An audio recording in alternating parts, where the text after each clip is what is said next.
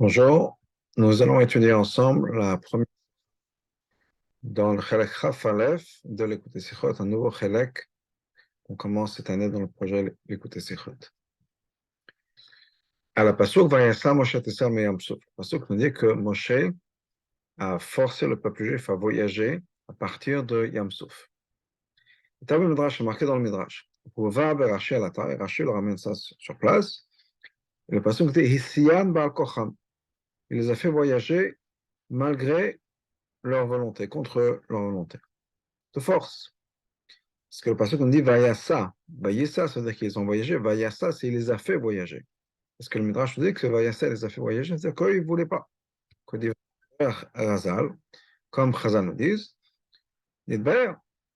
Chazal nous explique que le peuple juif, c'est pour ça qu'ils étaient forcés, le peuple juif était occupé avec Bizatayam, avec les trésors qui étaient sur la mer. À chaque dollar est un Mitzrayim.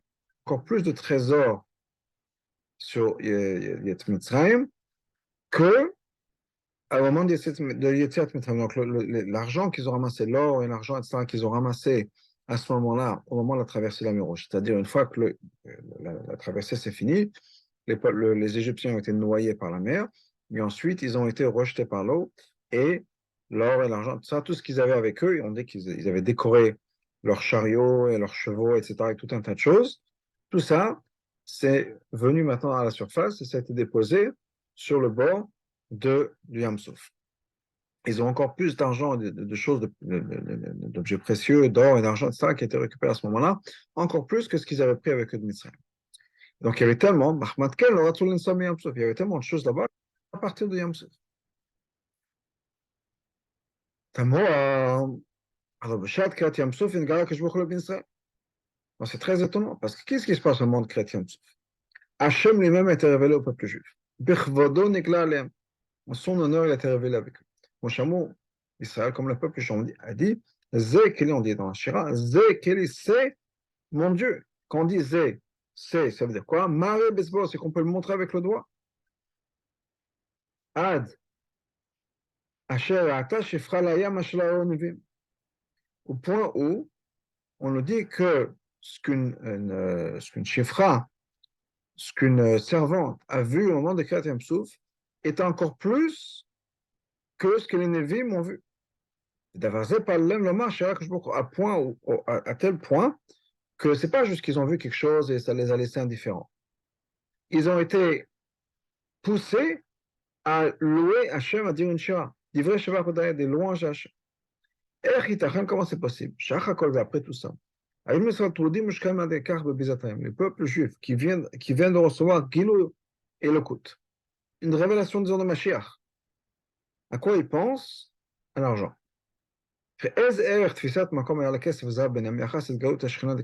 Comment on peut donner une importance et une valeur à de l'argent et de l'or et de l'argent alors qu'ils viennent avoir cette expérience de la révélation de la Shrina Kriyat Yam Suf? Maintenant, la question est encore plus forte que ça. Ils savaient très bien, ils savaient pertinemment que la raison pour laquelle ils sont sortis d'Égypte, c'est qu'ils allaient recevoir la Torah au Sinaï. C'est-à-dire qu'ils savaient que depuis Yam Souf maintenant, on va continuer, on arrive vers Matan Torah. Et ils ont encore plus que ça. Ils ont compté les jours jusqu'à Matan Torah. Parce qu'ils avaient un désir tellement fort de recevoir la Torah qu'ils ont commencé à compter les jours. Ils ont dit, voir Moshe, mais Moshe, ça fait déjà un jour qu'on est sorti d'Égypte. On n'a pas encore reçu la Torah. Ça fait 2 jours, ça fait 16 jours qu'on est sorti d'Égypte. On n'a pas encore reçu la Torah. Donc, comment c'est possible? Après tout ça, tout cet or et cet argent-là, c'est une importance à leurs yeux. Encore plus que d'aller et aller le plus rapidement possible vers Matan Torah. Et Père Sfiratam qui est l'opposé de leur compte. Donc, c'est pas qu'ils en avaient rien à faire de Matan Torah. Eux-mêmes comptaient les jours. C'est-à-dire qu'ils étaient impatients. Et là, ils s'arrêtent, enfin une pause, argent. Jusqu'à maintenant, le jour de ce jour-là, le jour où ils ont pris Biataim, qui était Shvish el Pesach, le 7e jour de Pesach, ils ont continué à compter l'Omer. C'est pas qu'ils ont aujourd'hui un break. Non. Donc, comment c'est possible d'avoir les deux choses à la fois? D'un côté, ils ont Gilou et Lokut, une révélation d'Hachem. De l'autre côté, ils comptent, pardon, ils comptent à se faire là. Ils sont tellement impatients, ils comptent les jours, et de l'autre côté, il faut un break pour ramasser de l'or et de l'argent. Donc, Bechech Lomar, on est obligé de dire. Le fait qu'ils n'ont pas voulu abandonner cet or et cet argent qu'il y avait là-bas, c'est pas parce qu'ils donnaient de la valeur à cet argent-là. Parce qu'ils pensaient que cette chose-là, le fait qu'ils aient le bizat ayam, le fait qu'ils aient tout ce butin de Yamsouf, c'est la volonté d'Hachem. Et c'est pour ça qu'ils ont voulu de rester et le récupérer au maximum. Et c'est pour ça qu'avec leur désir de recevoir la Torah, en même temps, ils se sont dit non, là on a une mitzvah que Hachem veut qu'on fasse. Zogam HaKesher, Ben Pirushe Benyan Bar Kocham. Et ça, c'est aussi lié avec cette explication de Bar Kocham. Shayam Mitzvah Terdat Bizatayam. Le fait qu'ils étaient tellement occupés avec Bizatayam, ce butin de la mer, le Pirush Shelo Ratsu, là, il paraît de Milgalot Ashkenan Kat Yamsuf. Et c'est aussi lié au fait qu'ils ne voulaient pas se séparer de la révélation d'Ashkenaz qu'ils avaient au monde Kriyat Yamsuf. Et c'est pour ça qu'ils étaient forcés de partir, parce qu'ils ne voulaient pas quitter cette révélation qu'ils avaient. Cette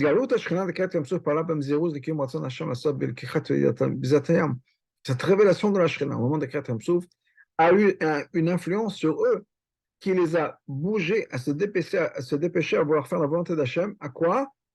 À récupérer le butin de la mer.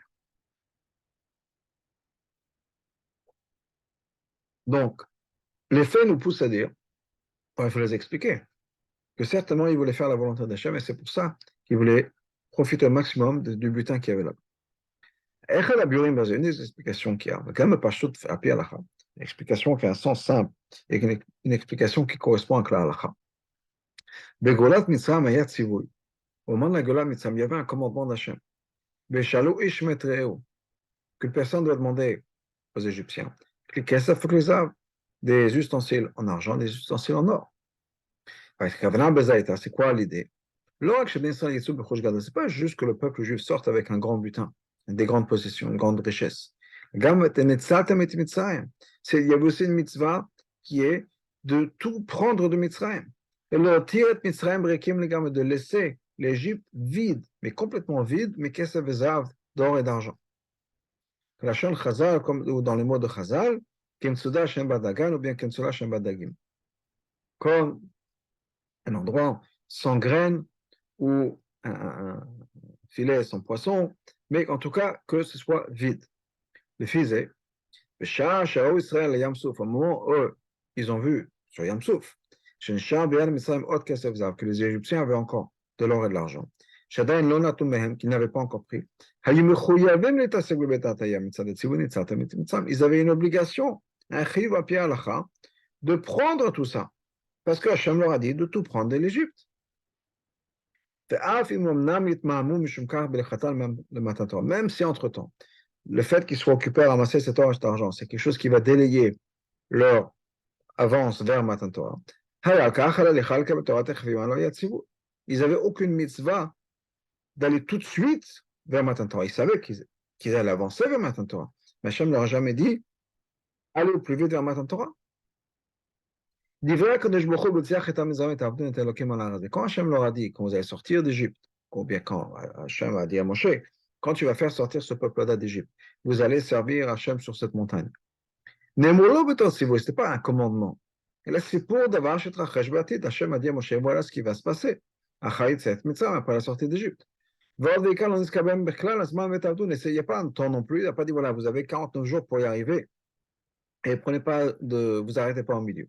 Non. La reine, donc ça ne suffit pas. Cette obligation de recevoir, cette idée qu'ils allaient recevoir la Torah, ce n'est pas quelque chose qui était assez fort pour aller contre le commandement que Hachem avait donné clairement de vider Mitzrayim. Chez les Gabav, et ça, c'est quelque chose qu'il faut faire maintenant, parce que si ce n'est pas maintenant, ils ne pourront plus le faire. Une fois qu'ils seront partis de Yamsouf, tout ce qu'ils auront laissé derrière, c'est laissé derrière. Et ça va contraire encore une fois la volonté d'Hachem. Donc, clairement, ils avaient ce commandement de vider les Juifs, de tout prendre, et c'est pour ça qu'ils se sont dit, on est obligé de le faire. On a mis ça d'Hachem, de s'arrêter et de prendre tout ce qu'il faut. Ah, Birzel, mais le rabbi nous dit ça, c'est une explication, mais ce n'est pas suffisant. Bon, chez Moshe Tzivat Ben Solen Swami Yamsouf, étant donné que Moshe a commandé le peuple juif qu'il faut partir. Pas chaud chez Vino, chez Zohar, puis Tzivu Hachem, certainement, si Moshe leur dit de faire quelque chose, c'est que c'est le commandement d'Hachem. Dans ce cas-là, la question revient. Si Hachem leur a dit maintenant il faut partir, qu'est-ce que vous faites là? Ramassez leur l'argent. L'explication est la suivante. Même si on veut dire que le voyage du peuple juif vers le Har Sinaï, et Matan Torah vers Matan Torah, c'est une mitzvah qu'Hachem leur a dit effectivement. Pas juste qu'Hachem leur a raconté voilà ce qui va se passer, voilà les étapes qui vont suivre. Mais donc qu'Hachem leur a dit voilà, il faut. Malgré tout, ça va mener ça le peuple juif à penser qu'il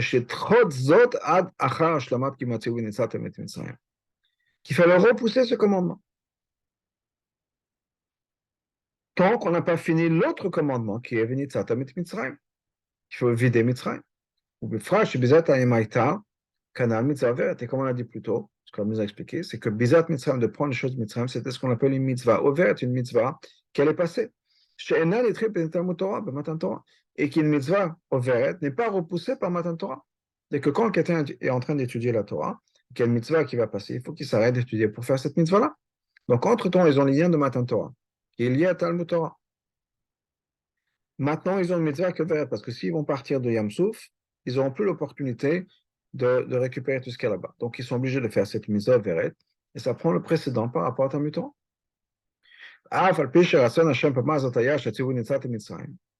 Même si la volonté d'Hachem était que maintenant, le commandement est, de Vinitzat HaMitzrayim, de vider l'Égypte. Même si c'est une mitzvah qui va passer et qu'on ne pourra plus refaire. Mais disons qu'Hachem voulait que cette mitzvah-là, Yedachel Pnagdamat Talmud Torah. Hachem aurait voulu qu'on mette ça de côté, qu'on repousse cette mitzvah et qu'on avance vers l'étude de la Torah, c'est-à-dire Matan Torah. Effectivement, on voit ça du fait que Moshe leur a dit laissez ce que vous avez, arrêtez de ramasser ce que vous avez ramassé, mais arrêtez. Maintenant qu'on commence à avancer, donc certainement c'est ce que Hachem lui a dit. Ne vous occupez plus de ramasser l'argent qu'il y a sur le Yamsouf. Même malgré tout, le fait qu'il fallait qu'ils laissent tout ça derrière et qu'ils arrêtent de ramasser et qu'ils commencent à avancer, quitter Yamsouf, c'était quelque chose qui était Baal Kochab, qui était contraire. Ils ont dû se forcer. Pourquoi ils ont dû se forcer? Parce que d'après leur manière de voir les choses, en ce qui concerne, en fond basé sur leur compréhension, leur connaissance de la Torah, le din aurait dû être qu'en premier, on doit finir la première mitzvah qu'on a, dans laquelle on est occupé, qui est de tout vider, de tout prendre de Mitzrayim. Et de ne pas annuler, de ne pas mettre de côté cette mitzvah qui est Venitzat Mitzrayim. On a un commandement d'Hachem nous a dit qu'il faut tout prendre de l'Égypte. Une fois qu'on a fini ça, on passe à autre chose. Donc, dans leur tête, c'était ça la logique. Donc, effectivement, ils ont écouté quand Moshe leur a dit de partir. Ils sont partis. Mais pour eux, c'était quelque chose qui était. Ils ont dû se forcer de le faire parce qu'ils ne comprenaient pas pourquoi on met de côté une mitzvah d'Hachem. Imaginez, Hachem leur a donné voilà, une mitzvah à faire. Et tout d'un coup, Moshe leur dit oh non, ne faites pas cette mitzvah. Bon, ils font avec Kabbalatol, mais ce n'est pas quelque chose qu'ils ont compris. Et puis, on a le basé sur ça. Le fait que le peuple juif était préoccupé avec cette bizatayam, se ramasser le butin de Yamsouf. Et tout ça, c'était en fait uniquement pour pouvoir accomplir la mitzvah de vider l'Égypte. Ça va répondre à une autre question qu'on a dans cette idée-là. Pourquoi est-ce que le peuple juif était tellement attaché, si on peut dire, à cette idée de Bizatayam, du butin de Yamsouf? Au point, il fallait les forcer à partir. Qu'est-ce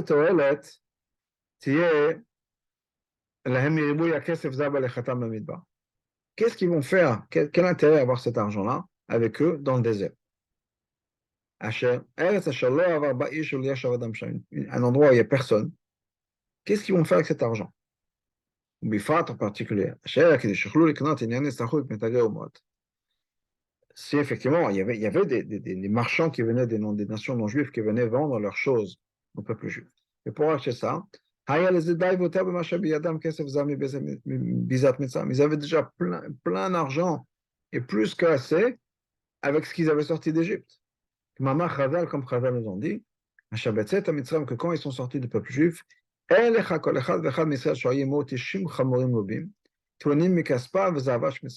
n'y avait pas un juif, c'est le minimum, qui n'avait pas avec lui 90 ânes de louve, et ces ânes étaient comment dire, tournés, étaient portés sur eux l'or et l'argent d'Égypte. C'est-à-dire que chaque personne, le riche, le juif le plus pauvre, avait 90 ânes qui portaient de l'or et d'argent.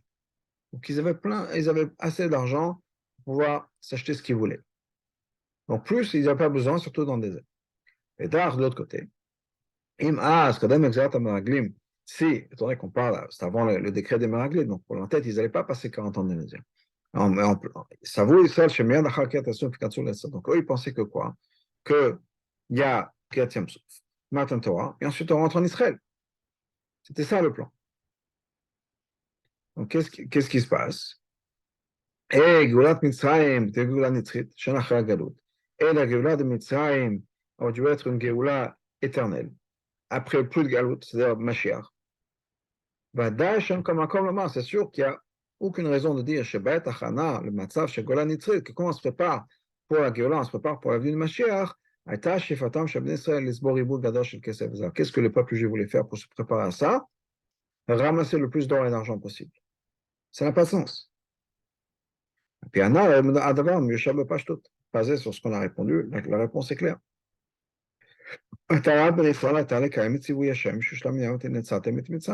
La raison pour laquelle le peuple juif était en train de ramasser cet argent-là, de Bizatayam, c'était uniquement pour faire ce qu'Hachem leur a dit. Ou même automatiquement, ils n'ont pas commencé à faire des calculs. Qu'est-ce qu'ils vont gagner à avoir se trimballer avec cet argent dans le désert? Ce n'est pas leur problème. Eux, ils ont dit, voilà, Hachem nous a dit de ramasser l'or et l'argent. Ok, on le fait. Qu'est-ce qu'on va faire avec ça? On ne sait pas. Mais donc, quand Moshe leur a dit non, on arrête et on avance, pour eux, c'était quelque chose qui était complètement balkora, mais c'était complètement dans cette mitzvah-là. Ils ne comprenaient pas pourquoi tout d'un coup on arrête cette mitzvah qu'on est en train de faire.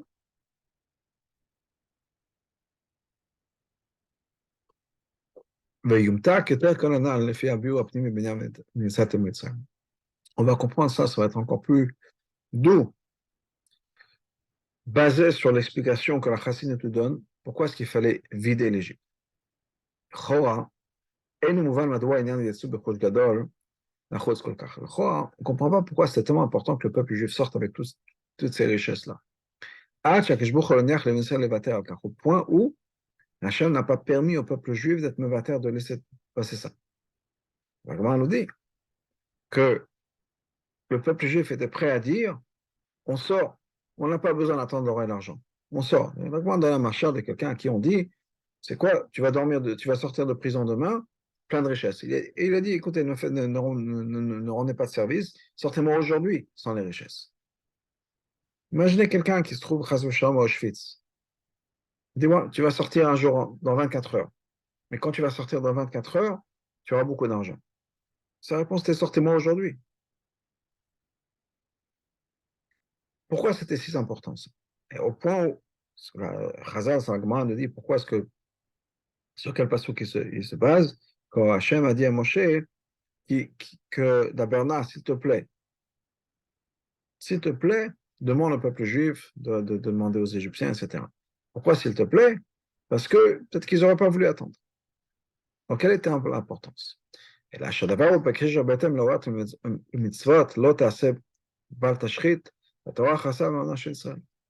mais cette chose-là, c'est lié avec la mitzvah lotase, qui est de Baltashrit, de ne pas gaspiller. Et la Torah, fais attention, la Torah s'inquiète sur l'argent juif, l'argent du peuple juif. Mais al Chush Gadol, mais c'est au Chush Gadol, ça veut dire quoi? Ça veut dire aussi, à part l'argent, ça veut dire aussi les étincelles de Kedusha ces potentiels de Kedusha qui se trouvaient dans l'or et l'argent qui étaient en Égypte. Par l'idée, par le fait que tout cet or et cet argent sont maintenant rentrés sous le contrôle du peuple juif, dans le domaine du peuple juif, ces étincelles de Kedusha ont maintenant été élevées de l'Égypte. L'Égypte, c'était le pays le plus bas, le plus grossier, et maintenant c'est monté dans la possession du peuple juif, c'est devenu la Kedusha, et une partie est partie, entre autres, pour construire le Mishkan. Cette idée-là, qui est l'idée de raffiner les étincelles, d'élever ces étincelles qui ont été perdues dans ce monde-là, c'est quelque chose qui est essentiel dans notre travail d'Hashem. Au point où ce travail-là, qui va accomplir le but de toute la création, qui est que Hachem voulait avoir une habitation dans les mondes ici, les plus bas. Dans ce cas-là, on ne pouvait pas être mevater, on ne pouvait pas abandonner ce Rosh Gadol. Il dit non, c'est pas grave. Et la même idée se trouve dans Bizatayam, le butin de Yamsuf. Il savait très bien combien c'est important de raffiner ces étincelles de Gdusha qui se trouvent dans l'or et l'argent qu'on trouve maintenant à Yamsuf. Quand il savait que l'importance qu'on est en train de créer une dira v'tartanim, en train d'élever les étincelles de Gdusha, et ils étaient très impliqués dans ce travail. Il y a encore plus que ça. Le fait même qu'à ce moment-là, au moment de Kriyat Yamsuf, il y a une révélation de la Shekhinah. Au point où on a pu voir Hachem, comme on avait dit plus tôt, Zekeli, c'est mon Dieu, c'est-à-dire Marie Noto Bezba, on peut le montrer du doigt.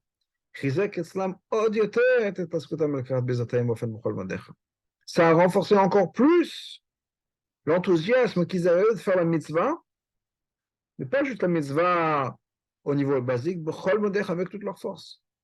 Alors qu'on peut dire, pourquoi est-ce qu'on va se trimballer avec des tonnes et des tonnes d'argent? Qu'est-ce qu'on va faire avec? On n'a rien à faire avec. C'est juste du poids mort. Eh bien non. On leur a donné une mitzvah qui n'avait aucune logique peut-être, mais ils savaient que c'était la mitzvah d'Hachem, ils savaient que c'était pour élever les sotot, ils savaient que c'était pour créer cette dialogue tartanim, et ils l'ont fait avec le plus d'enthousiasme possible, sans aucune paresse, sans rien du tout.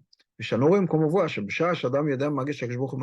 une personne sait qu'Hachem le regarde, quand on fait une mitzvah, dans ce cas, on fait la mitzvah avec tout son cœur, avec toute son âme, avec toute sa force.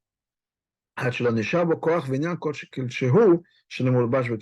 il n'y a rien de la personne qui reste à l'extérieur de la mitzvah. La personne est complètement dans la mitzvah quand il sait qu'Hachem est en train de le regarder.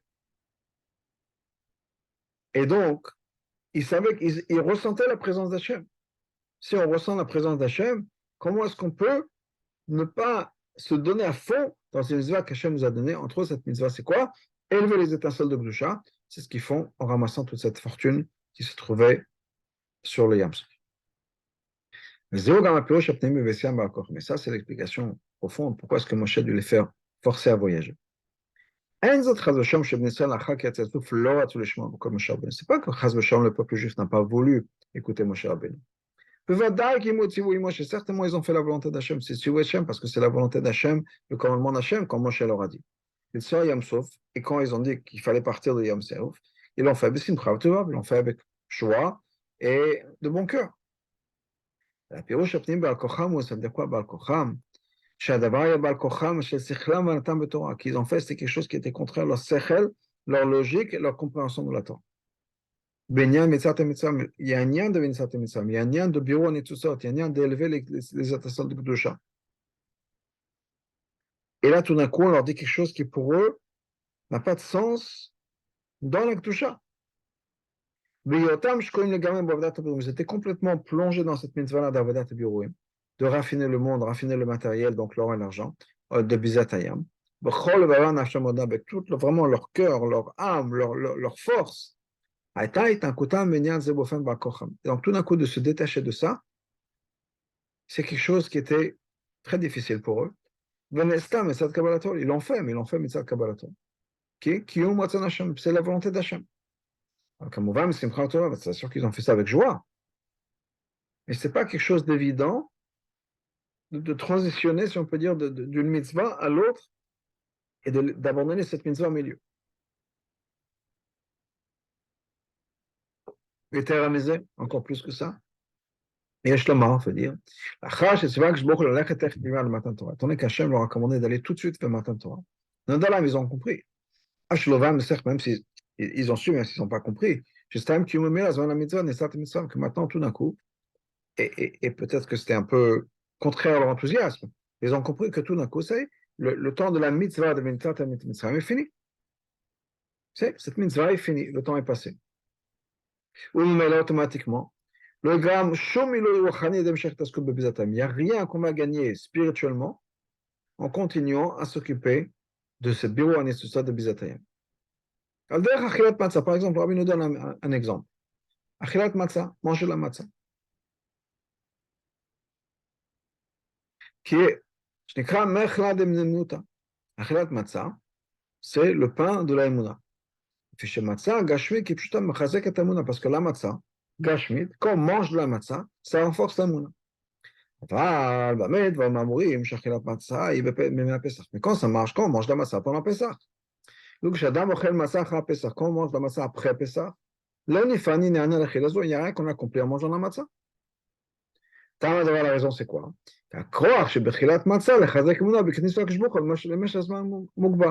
koach-là que la matzah nous donne, que ça nous donne de l'aïmouna, c'est limité à une période particulière. Il doit quand le temps passe, quand c'est plus une mitzvah de manger de la matzah, le koach qu'il y a dedans est fini. Donc la même chose, dit le Rabbi, par rapport à cette mitzvah. Il y avait une mitzvah de prendre ce qu'il fallait de mitzvah. Ça durait ce que ça a duré. Arrive le moment, c'est fini pour une raison ou une autre. La raison, peut-être que c'est que on a accompli ce qu'il fallait accomplir au niveau du biorouani et tout ça, de raffiner les étincelles. Et c'est fini. Enfin, on a Ara 43, où le Rabbi nous dit la chose suivante. Il n'y a que Hachem qui savait quand ils vont finir le bureau des Netzutzot. Il y avait en tout 202 étincelles à élever. En tout, il y a Rapach, Netzutzot, il y a 288 Netzutzot qui sont tombés au moment d'Ashiva attaqué le moment où les ustensiles, les kelim du monde de Toho sont brisés. Il y a des étincelles de Gdusha qui sont tombées. 288 sont tombés dans le monde. Au moment de la sortie d'Égypte, ils ont pris avec eux 202 Netzutzot. Il en reste 86 depuis ce moment-là. Maintenant, les Netzutzot, elles se trouvent là où elles sont. Et Hachem sait, voilà, peut-être qu'il reste encore de l'or et de l'argent sur le côté de la mer, mais toutes les étincelles avaient déjà été élevées. Et Rabbi nous dit, c'est aussi la raison pour laquelle on n'a pas le droit de venir en Égypte. Parce que ça, on a déjà raffiné toutes les étincelles qui étaient là-bas. Okay? Et on voit on comprend que c'était encore une chose qu'ils avaient fait au moment de Kriyat Yam Souf, parce qu'au moment de Kriyat Yam Souf, c'est pour ça qu'ils ont reçu ce commandement de ne plus jamais revenir. C'est à ce moment-là qu'ils ont fini le Pyrrhus, et il n'y avait plus rien à faire en Égypte. Donc, mais il n'y avait que Hachem qui savait. Donc, eux, ils voyaient encore de l'or et de l'argent qui sont restés. Hachem savait que les étincelles, oui, il reste encore de la matière, mais les étincelles ont déjà été élevées. Donc, c'est fini. Le travail est fini. On passe à autre chose. Et donc, c'est pour ça que eux, ils ne comprenaient pas parce qu'ils voyaient encore de la matière, de l'or et de l'argent, qu'il fallait encore affiner. Hachem leur dit non, c'est bon. On a fait ce qu'il fallait faire. On passe. Le temps est passé, il n'y a plus de médecin. Zain. Ça nous enseigne aussi une leçon fondamentale dans le service d'Hachem. Quand quelqu'un est plongé dans une certaine chose dans son avodat Hashem, on a besoin d'être plongé dedans, avec toute sa vitalité, toute son énergie, avec toutes ses forces. Vraiment toutes ses forces, au maximum. Le mal à toutes ses forces, ça veut dire quoi? Au maximum. Au-delà de toutes les limites. Au point où il n'y a rien d'autre qu'on puisse faire à ce moment-là. On est complètement plongé dans une chose, il n'y a aucune place dans ma vie pour quelque chose d'autre. Car et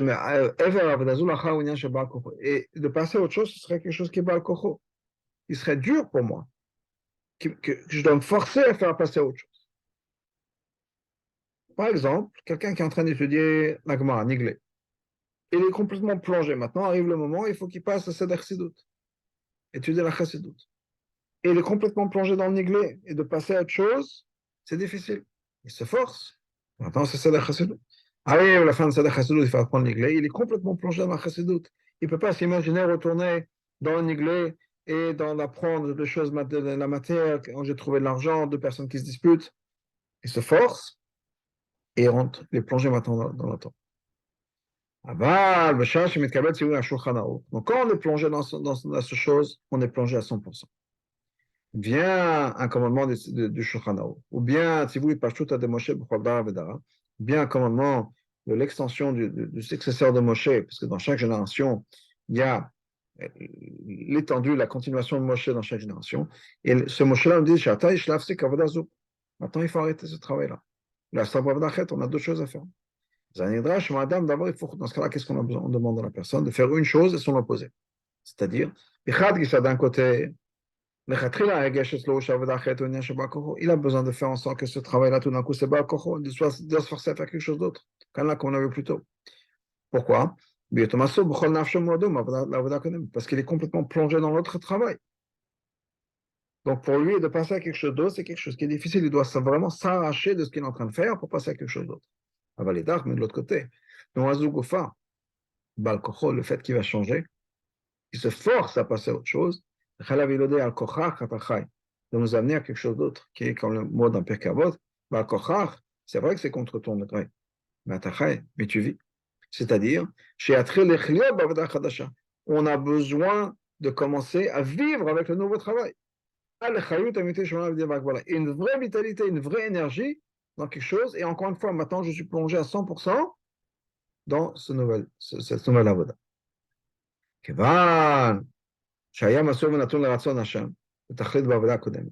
Étant donné qu'on était complètement donné à quoi? À la volonté d'Hachem. Au maximum.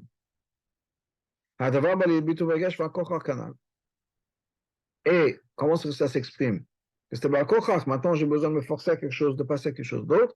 Tout d'un coup, maintenant, je découvre une vraie énergie dans ce nouveau travail. Parce qu'au bout du compte, je n'étais pas en train de faire les choses qui me faisaient plaisir. Je faisais les choses qu'il fallait pour Hachem. C'est ce que le rabbin nous a dit avant. La personne est complètement plongée, son maximum, il n'y a rien d'autre dans sa vie que de faire la volonté d'Hachem dans cette avoda. Vient le rabbi, vient le Shulchan Aruch, il dit maintenant on passe à autre chose. Pour un bachou, on était à la yeshiva toute la semaine. Vient le vendredi, c'est Mifsaïm. Il doit sortir du monde de la yeshiva pour s'impliquer dans Mifsaïm. Et il faut qu'il fasse le Mifsaïm, même si c'est pour lui c'est difficile, c'est quelqu'un qui est plutôt en yeshiva, plutôt qui est dans les livres, si on peut dire, dans l'étude de la Torah. Il doit maintenant passer à quelque chose d'autre qui est Mifsaïm. Maintenant, en vérité, si quelqu'un le fait à 100%, mais à 100% pour Hachem, il n'y a pas de différence. Hachem veut qu'on fasse ci, Hachem veut qu'on fasse ça. Quelle différence? Mais c'est un parle-kocha, parce qu'il faut quand même faire cette transition d'un certain type d'avoda à une autre. Ça, c'est une notion aussi pour les gens qui sont dans le monde de la Torah, dans les Shiva, au Kollel, et quelqu'un qui est dans le monde des affaires. Ceux qui sont dans le monde de la Torah.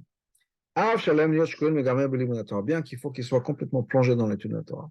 Mais quand le Shulchan Aruch nous dit maintenant arrive le moment d'une mitzvah qui ne peut pas attendre. Par exemple, il y a une vie en danger. Dans ce cas-là, qu'est-ce qu'il faut faire? Se couper, se détacher de l'étude de la Torah et sauver la vie. Ou bien, ça peut être répandre la Torah, le judaïsme. Et quand ils le font, il faut faire ça avec joie et énergie et vitalité. Une personne peut toujours faire le calcul. C'est tellement plus agréable, non plus facile de rester à l'intérieur du monde de la Torah. De se donner complètement à l'étude de la Torah. Pourquoi est-ce que je dois sortir à l'extérieur? C'est vrai, toute personne qui dit que je n'ai que la Torah, le Torah, il n'a même pas la Torah. Il faut avoir la Torah. Il faut aussi aider les gens. Donc il s'occupe aussi de Gmach. Il donne de l'argent ou il aide les autres. Mais uniquement les choses qu'on le force. Et parce que là, il n'aura pas la Torah. Donc il fait vraiment le strict minimum. Rabbi nous dit non. Shadat, il faut savoir.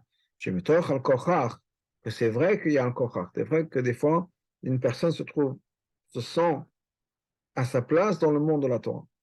Et pour lui, pour lui, au moment où il doit se détacher de l'étude de la Torah, c'est un kochach, c'est quelque chose qui est difficile. Malgré tout, c'est la sorte à tachai, mais il faut vivre avec ça. La sog batsalat nefashot, par exemple, sauver des vies. Afatzat la Torah avec d'autres, répondre à la Torah, le judaïch, le simcha ou b'chai, il faut faire ça avec joie, avec vitalité. Alors, on fait caser au point où, tu peux se demander, mais nous, inyane, zéro, kol mitziut. Au moment où toi, on est en train de faire ça, mifsaim, c'est ça toute son existence. Toute sa vie, elle est dans ça. Et c'est vrai, le bal est la même chose de l'autre côté, quelqu'un qui est dans le monde des affaires. Chez Karvel Atam Bavdin Tavin, la majeure partie de sa vedette Hashem, c'est quoi? C'est les bonnes actions. Pas l'étude de la Torah nécessairement. Elle aime la date, il faut savoir. Chez Chiyuvam Mikvatim la Torah, leur obligation d'étudier la Torah, c'est que c'est pas juste une obligation sur la montre, dans le temps. Basé sur le temps qui nous est donné dans la halachot de Talmud Torah, en fonction du temps que chaque personne a. Soit quelque chose qui doit être fixé, pas juste dans son calendrier, mais dans son âme. Chez Zmanim, que moment où c'est le moment de ton shiur, tu es à 100% dans l'étude de la Torah. Il n'y a rien d'autre qui existe. Comme si tu es quelqu'un comme Shimon Bar Yochai, il n'y a rien d'autre dans ta vie que la Torah. La Torah, c'est ton travail, c'est ton business. La demi-heure, le quart d'heure, la demi-heure, l'heure pendant laquelle tu es en train d'étudier la Torah, il n'y a plus de téléphone, il n'y a plus de business. Tu es un Bachou Yeshiva en train d'étudier où il n'y a rien d'autre dans ta vie que l'étude de la Torah. Mais une autre leçon qu'on apprend, le fait que Moshe Rabbeinu nous a forcé à voyager. Si c'est vrai qu'en ce qui concerne le raffiné, élevé, l'or et l'argent matériel, et le peuple juif était tellement occupé avec ça. Cette Bizat Hayam, le vrai connaisseur de raffiner, d'élever toutes les étincelles de Gdusha qu'il y avait. Qu'il ne faut pas qu'il y ait une étincelle qui reste, qui n'a pas été raffinée. À plus forte raison qu'il faut faire ça quand il s'agit de rapprocher, pas juste les étincelles, rapprocher les gens des shamot. Les shamot, qui pour une raison ou une autre ont été repoussées, sont distantes du judaïsme, et qui il faut les rapprocher de la Torah de Mitzvot. Personne ne peut dire. Moi, j'ai déjà rapproché pas mal de gens du judaïsme. Maintenant, je peux me reposer. Je ne vais rien faire. Là, je vais faire autre chose. Arriver à quelque chose de plus agréable. Tu vois, c'est quelque chose qui correspond mieux à ma nature, mieux à mon sechel, dans mon service d'achat, bien sûr. Étudier, plus mifsaim, plus lever des fonds, plus d'autres choses, quelle que soit la chose. Et Shadat, il faut savoir. On ne peut pas faire ce calcul-là. Combien de personnes ont déjà été mécraves on a rapproché la Torah de Mitzvot? S'il reste encore un juif, auquel tu peux avoir accès, tu n'as pas encore approché. Jusqu'à que tu reçoives un commandement du Shulchan Aruch. De l'extension du rabbi, qui est le Moshe de chaque génération. Jusqu'à rabbi de notre génération. Qu'aujourd'hui, ou bien ou bien à partir d'aujourd'hui,